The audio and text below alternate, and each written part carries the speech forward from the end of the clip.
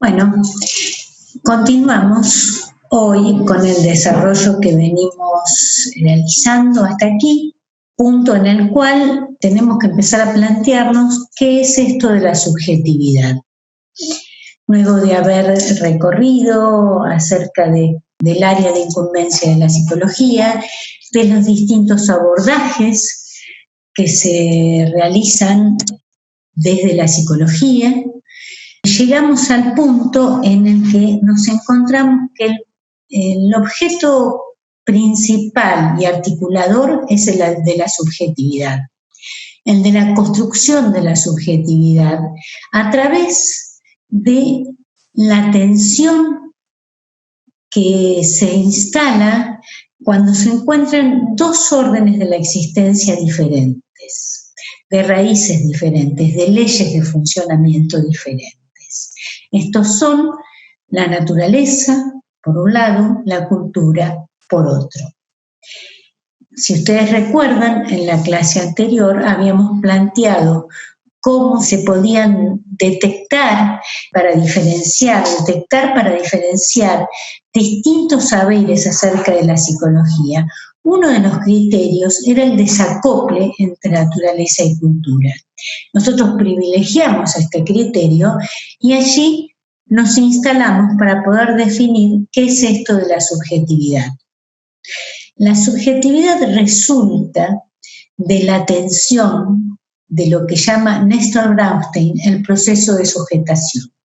Néstor Bernstein, texto que ustedes ya conocen, psicoanalista argentino, que coordina un texto que se llama Ideología, Psicología y Ciencia, en donde él plantea que la sujetación resulta de la tensión que sufre el ser humano al estar vinculado de por vida a dos órdenes que lo tironean en sentidos diversos. Uno es el de la naturaleza.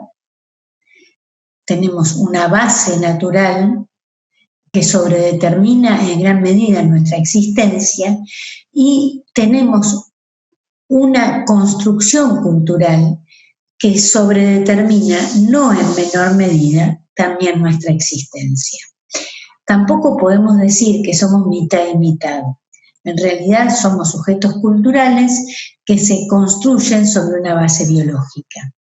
Esta construcción es lo que va a dar lugar a un proceso cuyo resultado, como yo decía recién, es la subjetividad y cuyo tránsito es la historia. Es decir, que la humanidad, los seres humanos, se vuelven sujetos en la medida que comienzan a transitar su historia.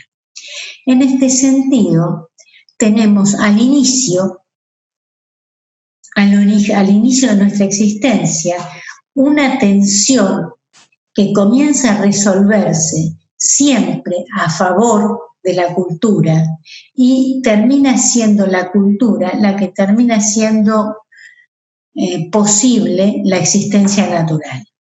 Quiero decir, para que un niño pueda satisfacer sus necesidades básicas, que tienen que ver fundamentalmente con la alimentación y con el amparo, tiene que estar ubicado en un marco, en una estructura cultural. El niño no puede reclamar desde su indefensión, justamente por eso es una indefensión en la que nace, no puede reclamar aquello que necesita para vivir, ni hay nada en su biología que lo oriente en esa búsqueda. Por lo tanto, va a necesitar de un traductor cultural. Y esa traducción, entre comillas, se articula con lo que nosotros conocemos como función materna. La función materna es el amparo, no es un acontecimiento que depende de la existencia de una madre que tiene una relación X con su hijo. En realidad, los sujetos humanos nacemos desamparados y muchas veces coincide nuestro origen biológico con nuestra ubicación cultural. Y a veces no. En la medida que haya amparo, hay una traducción cultural. Hay alguien que puede, un adulto, que tiene potencial para poder ayudar a incorporar a ese bebé absolutamente desvalido, ayudarlo a incorporarse a la cultura. Por lo tanto, lo traduce. Traduce su llanto en un llamado y lo ayuda a saltar de un orden natural donde no podría sobrevivir el ser humano a un orden cultural donde sí puede sobrevivir. Así, por ejemplo, Silvia Bleichmann, psicoanalista argentina, habla de la cría humana y que esta cría se transforma en niño, se transforma en bebé, una vez que es traducido. Esa cría, cuando es nombrada, cuando es instalada en el orden simbólico, es amparada por la cultura. No tiene garantizada su existencia, pero sí tiene la posibilidad de hacerlo. En ese sentido, nosotros definimos la subjetividad como un proceso histórico. Un proceso histórico que va a ir como pivoteando entre la base natural, aportada por la biología, expresada en el equipamiento biológico, valga la redundancia, con el que cuenta nuestro cuerpo al nacer, y cómo ese cuerpo al mismo tiempo se va transformando en cuerpo, en ese concepto, a través de la interacción con otros. Una interacción que al inicio es totalmente asimétrica. Esos otros son absolutamente poderosos por sobre nosotros. Por lo tanto, son sujetos que imponen. Y gracias a que nos imponen un orden, nos permiten sobrevivir. Otra psicoanalista, Piera Olagnian, plantea que este primer acto es un acto de violencia, es lo que ella llama violencia primaria. La violencia primaria es aquella que es violento en tanto el sujeto responde a una circunstancia en la que se encuentra sin poder tener alguna actitud, alguna posibilidad de rehusarse a esa imposición. Por lo tanto, la violencia primaria es constructiva, constitutiva y necesaria. La violencia secundaria, para diferenciarla, no es el caso ni lo que vamos a desarrollar hoy, tiene otras características y es cuando se refiere a aquellas violencias donde el sujeto es sojuzgado. Acá el sujeto no puede elegir, pero no es sojuzgado. Se le impone un orden porque no le queda otra alternativa. Los seres humanos no tenemos la opción a una vida silvestre, a una vida enteramente natural, porque nuestra biología no tiene recursos, no tiene información como para poder vivir sin un orden impuesto que es el de la cultura. Esto es lo que lleva a que nuestra vida sea una permanente construcción y revisión de lo que llamamos la subjetividad. ¿A dónde se encuentra la subjetividad? ¿Dónde encontramos? Porque uno puede decir, bueno, se construye, los órganos se desarrollan de tal manera, las ideas se construyen de tal otra, o sea, podemos seguir un recorrido. La subjetividad es un término tan amplio y tan específico al mismo tiempo. Es lo específico de la especie humana. Y en realidad la ubicación de la subjetividad es el cuerpo. Algunos autores justamente hablan de corposubjetividad. El cuerpo es el espacio de la subjetividad. Nuestra vida, nuestras emociones, nuestras ideas, nuestros vínculos son a través de nuestro cuerpo. Entonces ustedes me pueden decir, bueno, el cuerpo es un cuerpo biológico.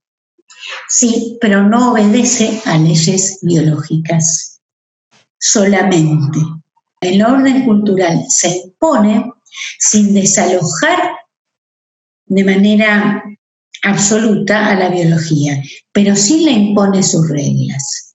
La biología es colonizada por la cultura. No desaparece, sino que queda colonizada por la cultura. Por lo tanto, no le queda otra alternativa que responder a sus leyes. Por eso, todas nuestras necesidades biológicas, nosotros las satisfacemos a través de la interpretación cultural que hacemos de ellas. Entonces, si fuéramos solo producto de la violencia primaria, de aquello que nos es impuesto, seríamos reproductores exactos de lo que nos antecede. Cuestión que no ocurre, afortunadamente. Esta imposición de las características culturales trae incluidas la dinámica y la dialéctica de los procesos culturales. Por lo tanto, si la cultura es una instancia de creación, de creatividad permanente, nuestro potencial creativo también nos es impuesto desde la cultura. Nosotros, para dar un ejemplo, igual ahora voy a pasar al cuadro como siempre, y eso se van a ir fijando algunos conceptos. Para entenderlo un poco más, veámoslo en cuestiones más concretas, como por ejemplo el lenguaje. El lenguaje es la imposición cultural por excelencia. Somos sujetos parlantes, ahora hablamos el idioma que se nos impone. ¿Y cómo se nos impone? A través de los actos. Hablamos el idioma con el que nos hablaron. Y ese idioma con el que nos hablaron es el que trae incluidas las categorías a través de las cuales nosotros ordenamos el mundo. Por lo tanto, nuestro mundo va a tener tantas categorías como nuestro lenguaje contemple, nuestra lengua contemple.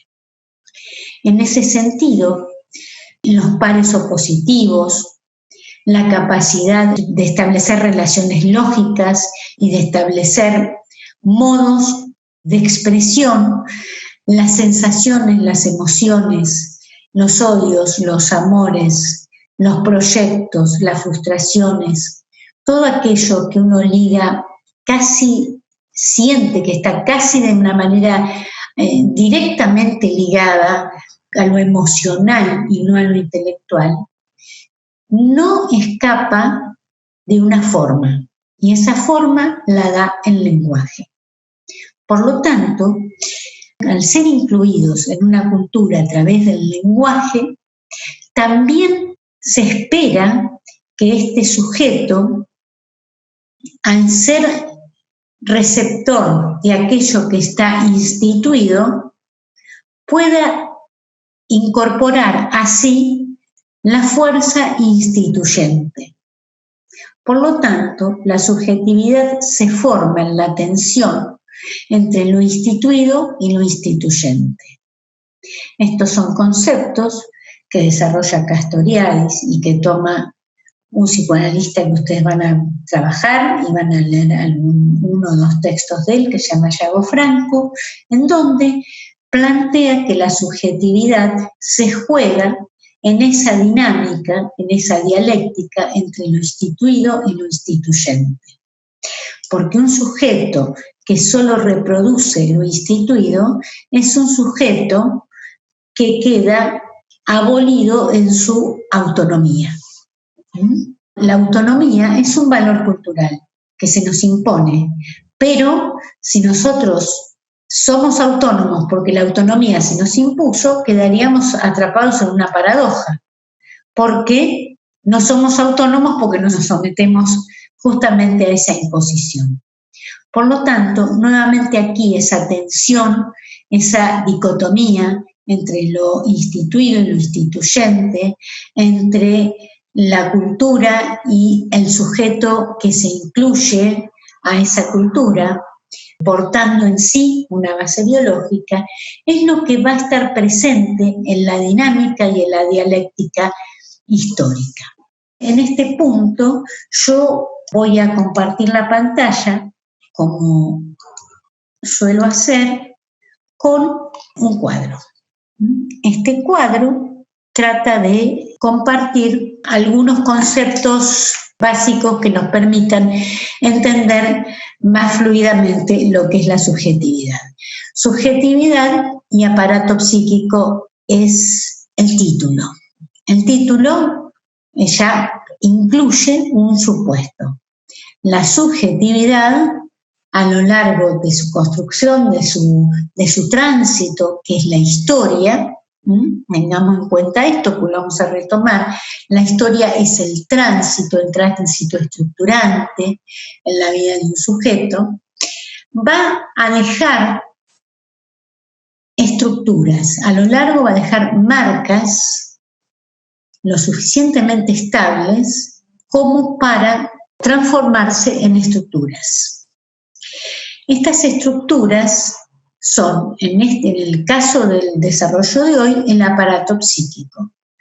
La subjetividad se expresa en la síntesis superadora que se instala a través del encuentro entre la naturaleza y la cultura en un orden que cabalga entre los dos anteriores y que va a ser el orden de lo psíquico.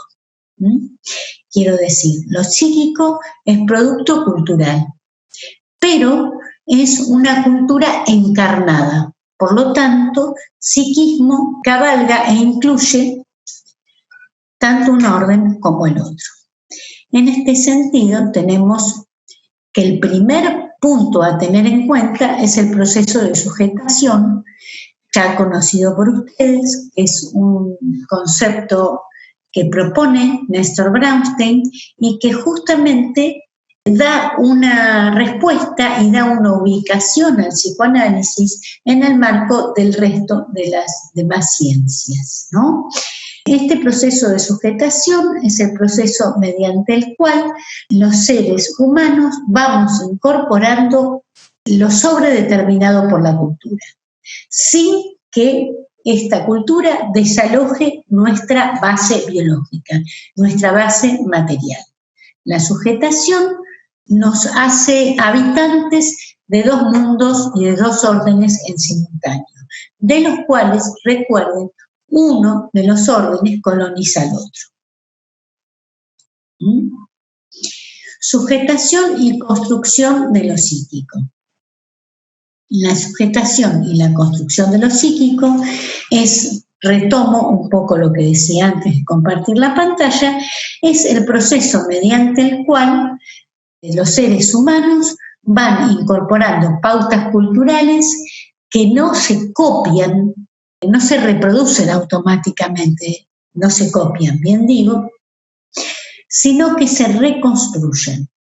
Por lo tanto, los parámetros culturales pueden ser universalmente compartidos o al menos compartidos en el marco de una comunidad, pero en cada sujeto se va a construir de una manera particular. En esta reconstrucción intervienen varios órdenes al mismo tiempo.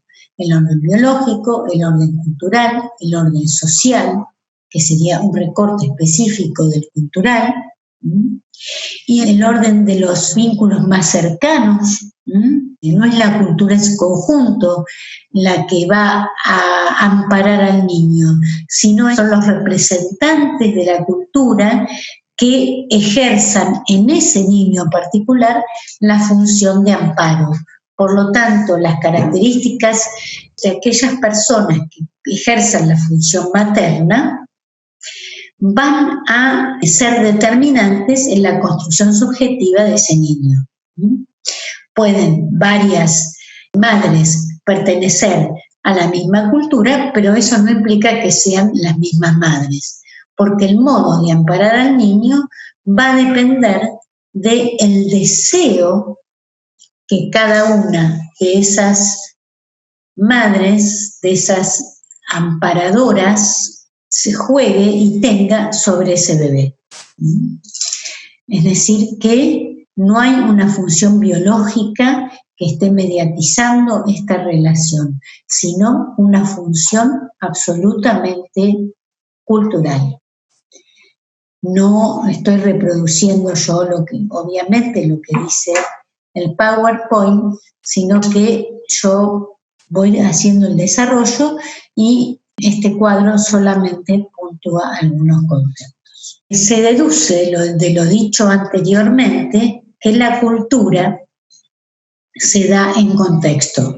Como yo decía recién, no hay una madre igual en cada niño o una misma madre con sus distintos hijos va a ser diferente, probablemente, sino que la subjetividad no va a proporcionar los mismos resultados o no se va a conformar de la misma manera, mejor dicho, en los distintos contextos.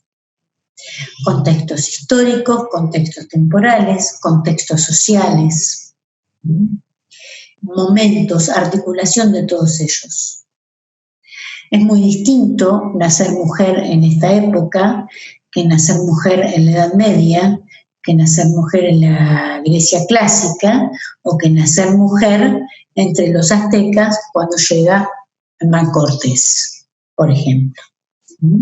Donde, bueno, las mujeres eran tomadas como esclavas, como entre los griegos, o carecían absolutamente de autonomía. Y en algunas culturas contemporáneas, en otras latitudes, las mujeres siguen sin tener autonomía. No puede haber una mujer si no está a cargo de un hombre. Esto es inconcebible para nosotros, pero es inconcebible porque lo que significaría una mujer carente de autonomía en esta sociedad no tiene los mismos efectos en otras. No solo porque la legalidad es diferente, porque nuestras leyes no permiten que una mujer se venda, ¿no? Se venda por dinero o se cambie por ganado, como en algunas culturas contemporáneas africanas. Todavía eso existe y pasa hoy. Sino porque el efecto subjetivo generaría un rechazo que haría inviable esa actitud. El modo de ubicarse de las mujeres hace, 100 años, menos, se naturalizaban cosas que hoy serían impensables. Pensemos que en nuestro país hasta 1949 las mujeres no votaban. Hasta principios del siglo XX, en todo Occidente, las mujeres no estaba bien visto que leyeran. Hasta muy avanzado el siglo XX, no estaba bien visto que las mujeres cursaran estudios universitarios.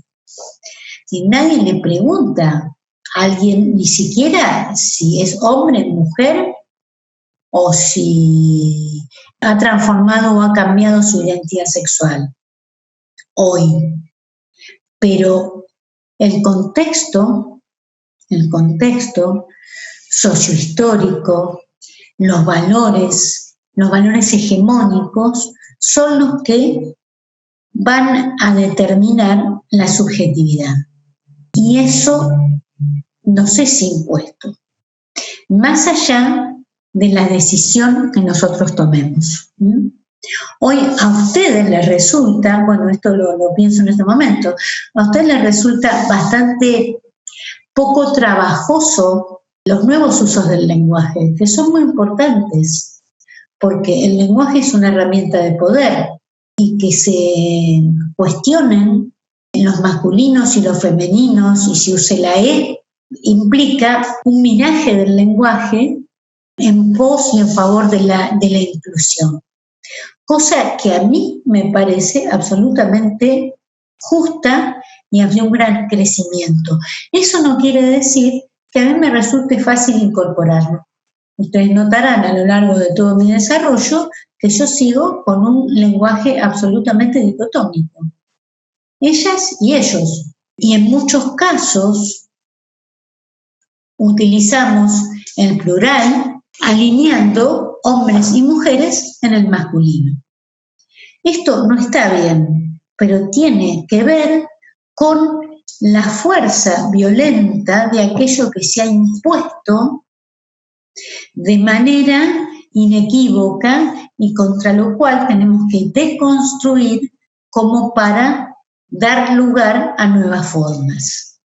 Quienes crecen y aprenden a hablar en este contexto, no les va a resultar costoso. Les resulta costoso, como nos resultó costoso a todos, construir y comenzar a hablar, construir el lenguaje. Pero deconstruir los códigos del lenguaje es algo muy costoso justamente porque nuestra subjetividad está marcada por los rasgos de la época en la que nos incluimos en la cultura. Esto no quiere decir que la subjetividad sea algo inamovible. La subjetividad es algo que está en permanente construcción y deconstrucción y nunca se termina de formular y nunca es un constructo cerrado, ¿no? Y hay conceptos que vamos a ver más adelante, como el de intersubjetividad y el de transsubjetividad.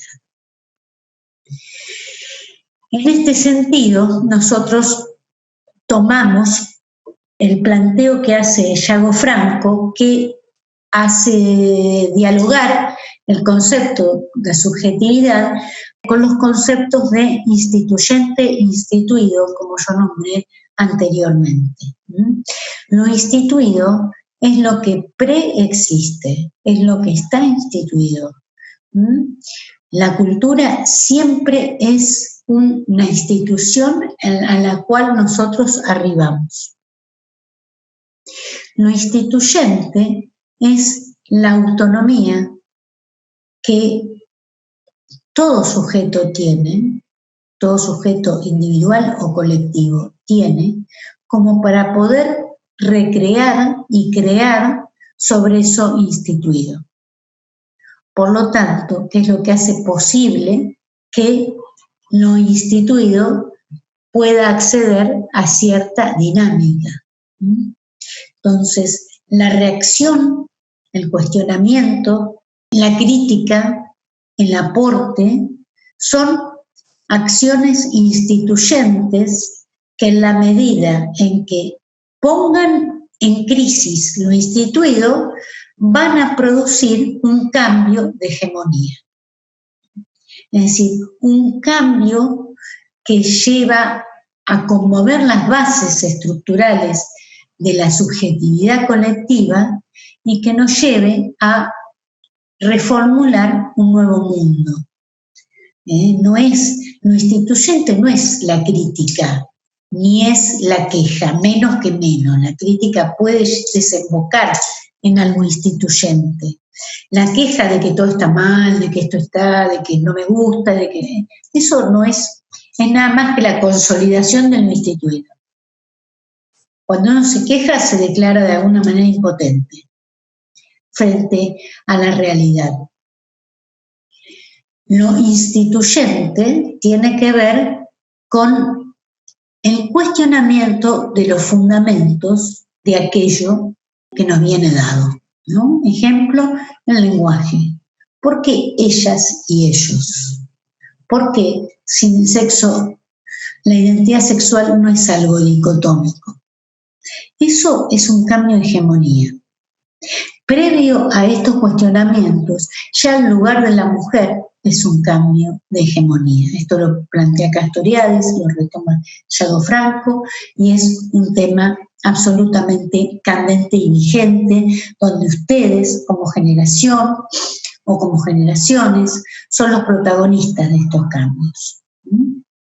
La mujer cuestiona el estado de cosas, el estado de hecho, y el cambio de lugar en el plano cultural conmociona y revoluciona las estructuras de una manera muy profunda.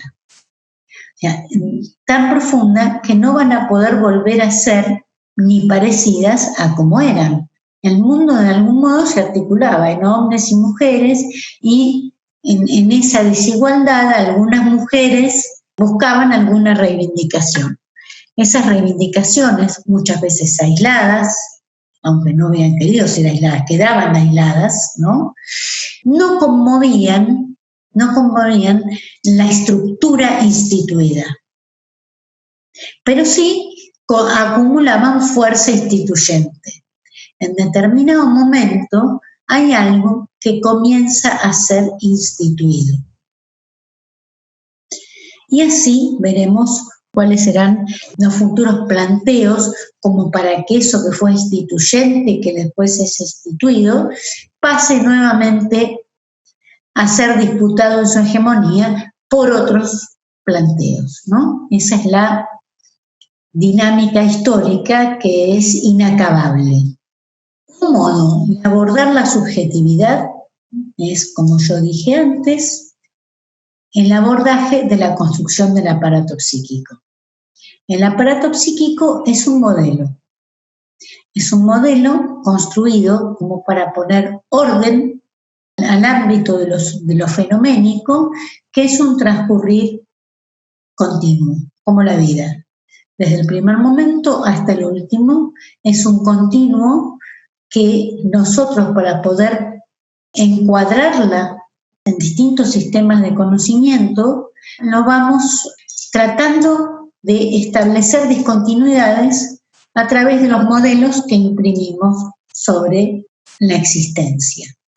Uno de los modelos es el aparato psíquico. El aparato psíquico es lo que plantea Freud, lo que propone Freud para estudiar la subjetividad, luego de descubrir, luego de tomar o de ser el vocero de su época, en relación a que lo psíquico, lo psicológico, no era algo que se redujera a lo evidente, en este momento a lo consciente. Freud descubre que hay una realidad humana que no es ni biológica ni consciente, pero sí simbólica. A esto llamó aparato psíquico, y a esa parte que no está incluida ni en la conciencia ni en la biología, lo llamó inconsciente. En un sentido amplio, a lo que no es consciente, y en un sentido estricto, aquello que nunca va a acceder a la conciencia. En este sentido, Freud, esto lo vamos a detallar en otro video, que yo les voy a adjuntar a este, Freud va a hablar de 3 modos, esto lo van a ver en un texto que van a trabajar en unas pocas clases. Va a hablar de lo inconsciente inicialmente con 3 acepciones diferentes. No son 3 modos de ser de lo inconsciente, son 3 modos de abordar un único constructo que es lo inconsciente. ¿Cómo lo definimos? Desde el punto de vista descriptivo, es aquello que no es consciente. Son aquellas representaciones que están en nosotros, pero que están fuera de la conciencia, ¿sí?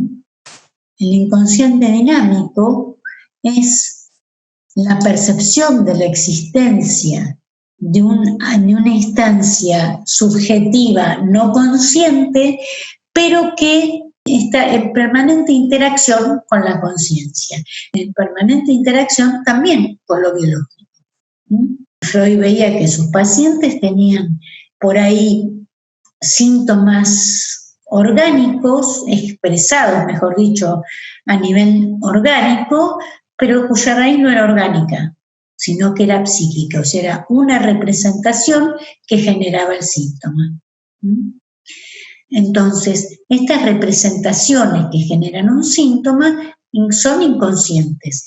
Los efectos sintomáticos son conscientes, pero la representación que está generando ese síntoma es inconsciente. Entonces, ¿cómo funciona o cómo definimos lo inconsciente? De manera dinámica. Aquellas representaciones de las cuales la conciencia no se percata, pero sí la conciencia se percata de sus efectos. Esta es una manera de verlo dinámico. Otra manera de verlo dinámico es cuando lo no consciente irrumpe de manera abrupta en la conciencia. Cuando uno comete un error, dice algo queriendo decir otra cosa, cuando tenemos un olvido inesperado, cuando nos equivocamos, cuando cometemos lo que para la lógica de la conciencia sería un error. Pensando que tenemos una instancia psíquica que actúa mientras nuestra conciencia actúa en un plano y que a veces se entrecruza, vemos que es un modo de expresar un conflicto. En este caso, que sería un conflicto. El sujeto en un mismo acto quiere responder a su conciencia y a su inconsciente. Por lo tanto, quiere llamar a la persona que tiene enfrente, pero su inconsciente le impone en la relación con otra, entonces llama a la persona que tiene enfrente con el nombre de la que le impone su inconsciente. Entonces lo llama equivocadamente. Pero en realidad no es una equivocación simple, es una transacción entre el plano de la conciencia y el plano de lo no consciente. Esto es lo que lo llevó a Freud a estudiar los sueños y a poder darle un sentido.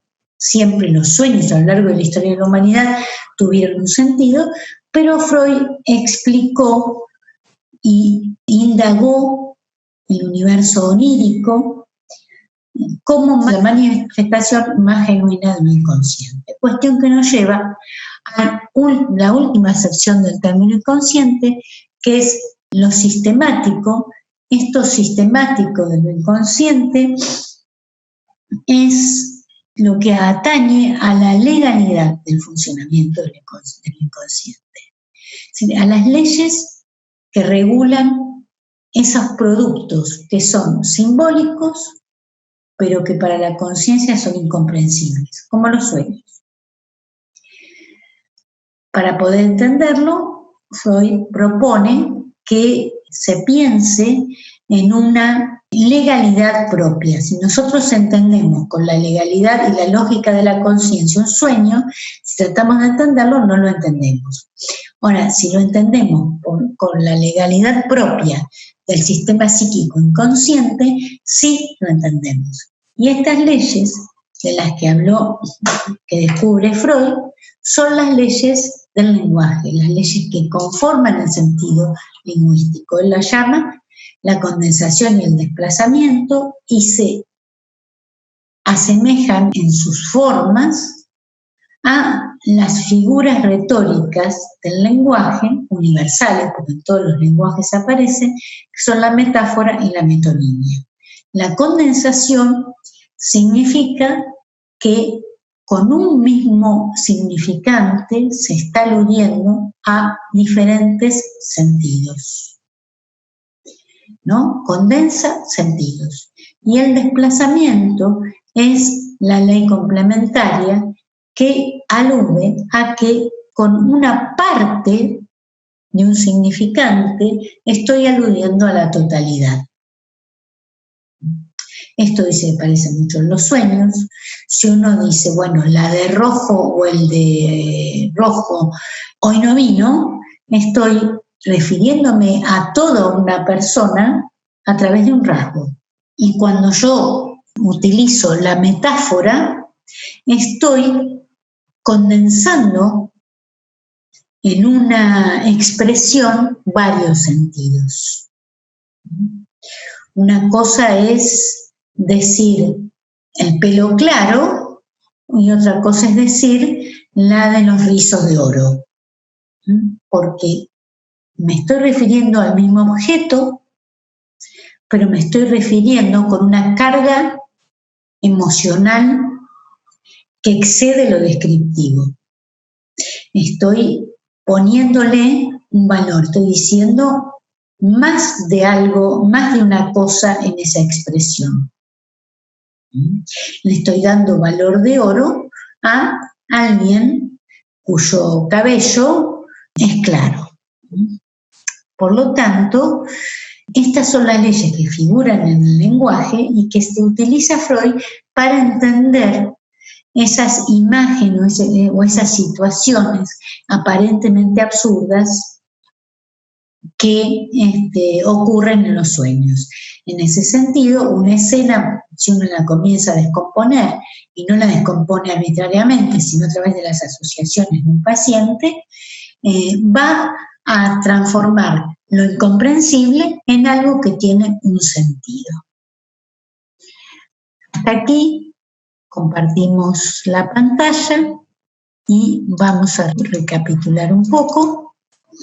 Bueno, luego de este recorrido vamos a concluir planteando que la subjetividad es una construcción histórica que se funda en el intento de resolver una tensión que se provoca cuando se encuentran dos órdenes diferentes. La naturaleza biológica que aporta el cuerpo del ser humano al nacer y la cultura que captura ese cuerpo y le da forma de cuerpo humano. En este sentido, lo psíquico es la construcción histórica que se va delineando a lo largo de los momentos en que esa articulación va delimitando la subjetividad. La subjetividad es fundamentalmente un hecho vincular y es un hecho que se juega en el plano de la cultura y cuyos vías de abordaje las podemos indagar a través de la construcción de la sexualidad, también la podemos indagar a través de la construcción de la ética, a través de la construcción de las estructuras intelectuales, ¿sí? A través de la construcción de cualquier creación humana, a través de los vínculos y del tipo de vínculos que vamos teniendo a lo largo de nuestra vida. El tema es el modelo que nos permita echar luz sobre un proceso que es una continuidad, pero que a medida de su transcurrir va dejando marcas estructurales en nuestra vida. Bueno, llegamos hasta aquí por hoy y nos vemos la próxima.